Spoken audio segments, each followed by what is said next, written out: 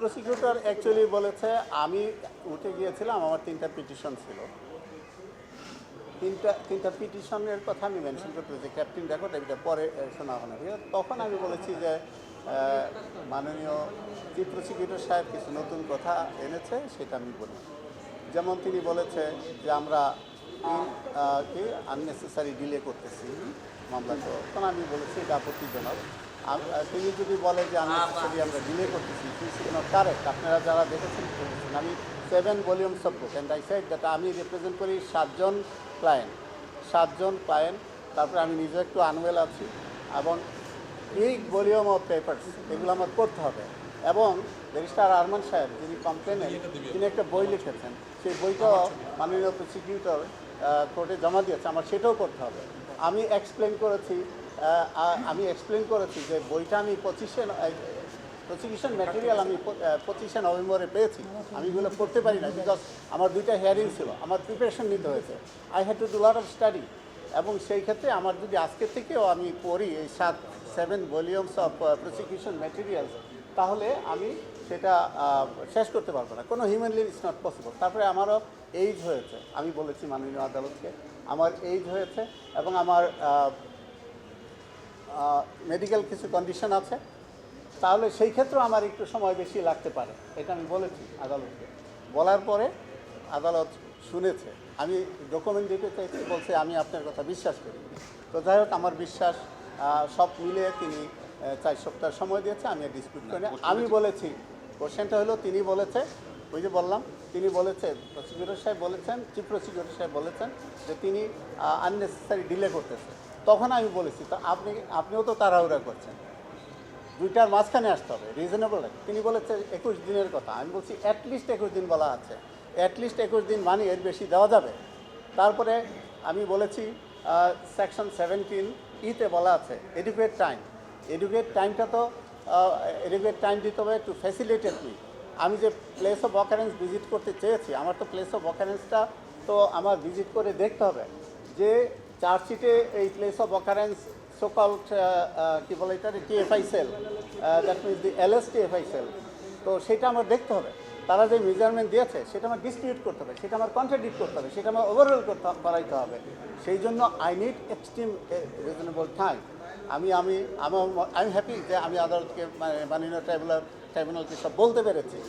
তারপরে তারা আমাকে 4 সপ্তাহ সময় দিয়েছে।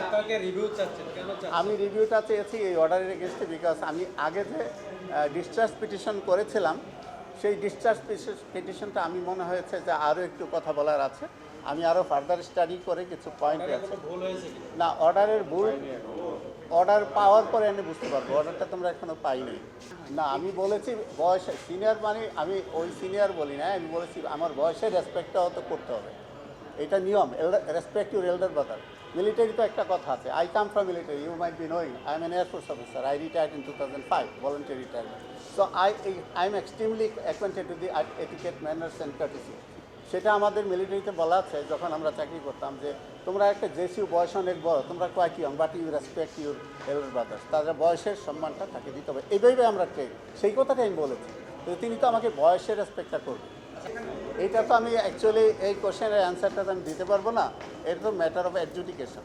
এটা হ্যাঁ, এটা আমি বলেছি, যেটা আপনি যে বলেছেন, এটা আমি গত ব্রিফিংয়ে বলেছি, যদি কন্টিনিউটির কথা বলেন, ADG operation first of all আমি বলেছি, আই রিপিট, আপনি যদি মনে রেখে থাকেন, এডিজি অপারেশনের কোনো দায়িত্ব নাই এইসবের। Battalions are independent in taking decisions and they are directly under the command of the DG, and the ADG operation is a staff officer to the DG, এটা বলেছি, আপনারা মনে আছে। আরেকটি যেটা আপনি বলেছেন, আমি বলেছিলাম যে যদি থিওরিটিক্যালি ধরেও নেন যে এডিজি অপারেশনরা ঠিক আছে ইনভলভ, তাহলে এই ADG operation like brigadier Jahangir, brigadier KM Azad, brigadier Mahbul Alam, colonel Anwar Latif, colonel Momen, এরা যখন টাইম টু টাইম ছুটিতে গিয়েছে অথবা ট্রেনিংয়ে গিয়েছে, আমি বলেছি এটা রিপিটেশন হয়, তখন পুলিশের কিছু কর্মকর্তা মাঝে মাঝে দায়িত্ব পালন করতো। আপনি যদি লিঙ্কটা মেনটেন করতে চান, চেইনটা মেনটেন করতে চান, আপনি যদি কন্টিনিউটিটা দেখাইতে চান, তাহলে এই যে এডিজি অফ যে টেম্পোরারি দায়িত্বে ছিল, তাদের নামটা আবার নাই,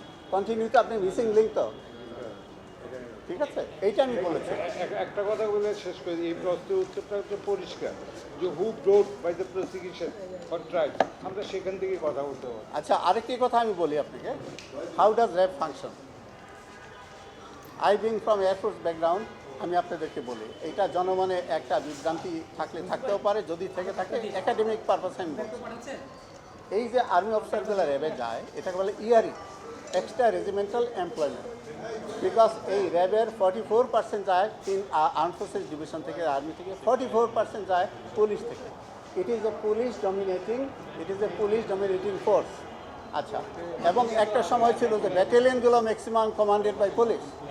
এখন যদি তাই হয়, আমার বক্তব্য হলো যে আর্মি অফিসাররা কীভাবে যায়, তারা আর্মি হেডকোয়ার্টার তাদেরকে পোস্টিং করে on yearly, which is called, I told you, যে এক্সট্রা রেজিমেন্টাল এমপ্লয়মেন্ট। এটা ইস এ টেম্পোরারি, এটা আপনি বলতে পারেন যে ডিপুটেড টু দি র্যাব, এবং তারা আবার ফিরে যায় ডিউরিং দিয়ার স্টে ইন দি র্যাব। যদি তারা কোনো অপরাধ করে, আর্মি তাদেরকে ব্যাক করে আর্মি তাদেরকে বিচার করে, এবং ওইখানকার যত কিছু অ্যাডমিনিস্ট্রেটিভ সাপোর্ট এবং তাদের কেরিয়ার রসিয়া সব মেনটেন করে আর্মি। এই জন্য আমি বলেছি this is how the RAB function, because RAB is not their mother organization, their mother organization is army, and that is this is how the relation between the RAB and the army officers can be determined. Thank you very much.